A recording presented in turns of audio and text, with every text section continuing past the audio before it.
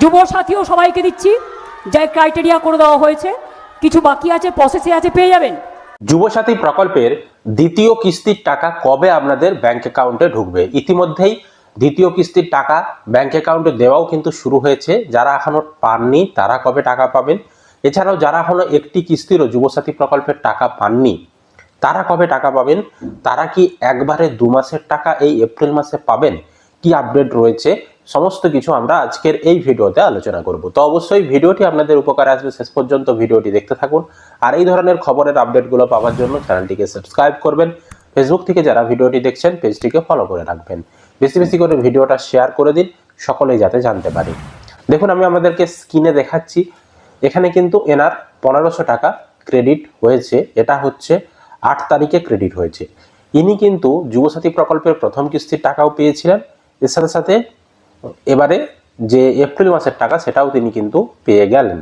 আর আপনাদেরকে আমি আগেও দেখিয়েছিলাম যে এপ্রিল মাসের 2 তারিখে প্রথম দ্বিতীয় কিস্তির টাকা ছাড়া হয়েছিল। 2 তারিখেও কিন্তু অনেকেরই দ্বিতীয় কিস্তির টাকা ঢুকেছিল ব্যাংক অ্যাকাউন্টে।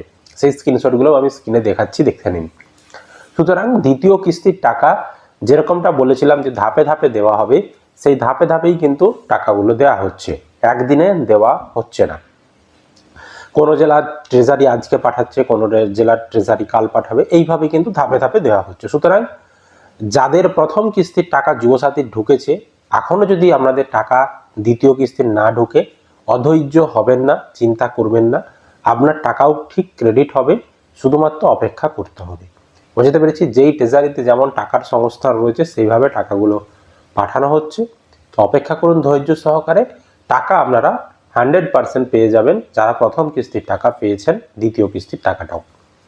এবার আলোচনা করব যে যারা এখনো একটা কিস্তিরও টাকা পাননি তারা কবে যুবসাথী প্রকল্পের টাকা পাবেন। আদৌ এই এপ্রিল মাসের কি তারা টাকা পাবেন? দেখুন, এই এপ্রিল মাসেই তাদেরকে টাকা দেওয়ার পরিকল্পনা বা যা কিছু করার সেগুলো করা হচ্ছে। আমরা দেখেছি মুখ্যমন্ত্রী মমতা বন্দ্যোপাধ্যায় যে সভাগুলো করছেন, সেখানে প্রতিটা সভাতেই তিনি বলছেন যুবসাথী প্রকল্পের টাকা যারা এখনো পাননি তাদেরও শিগগিরই ঢুকে যাবে, প্রসেসে চলছে। তো এরকমটাই খবর যে এপ্রিল মাসেই তাদেরকে টাকা দিয়ে দেওয়া হবে। এক্সাক্ট কত তারিখে দেবে তার কোনো আপডেট নেই, তবে ওই যে বললাম যে স্টেপ বাই স্টেপ ধাপে ধাপে টাকাগুলো পাঠানো হবে, সেরকমই পাঠানোর প্রক্রিয়া চলছে। আর আপনার যে মার্চ মাসের টাকাটা আটকে গেল, যে টাকাটা আপনি এখনো পাননি, সেই টাকাটা আদৌ আপনি পাবেন কিনা সে বিষয়েও কিন্তু এখন পর্যন্ত কোনো আপডেট জানানো হয়নি। তবে আমাদের দাবি থাকবে যে যে মার্চ মাসের টাকাটা আমরা পেলাম না, সেই টাকাটাও যেমন আমাদেরকে দিয়ে দেওয়া হয়। আপনাদের দাবিটা থাকবে কিনা, আপনারা এটা চান কিনা, অবশ্যই কিন্তু কমেন্ট করে জানাবেন। আরেকটা আপডেট রয়েছে, অনেক আমরা দেখতে পাচ্ছি ব্লকে ব্লকে যুবসাথী যারা টাকা পাননি তাদের ভেরিফিকেশন করার জন্য নামের লিস্টও প্রকাশ করেছে। তো আপনাদের এরকম ব্লকে কোনো নামের লিস্ট প্রকাশ করেছে কিনা অবশ্যই একটু চেক করে নেবেন।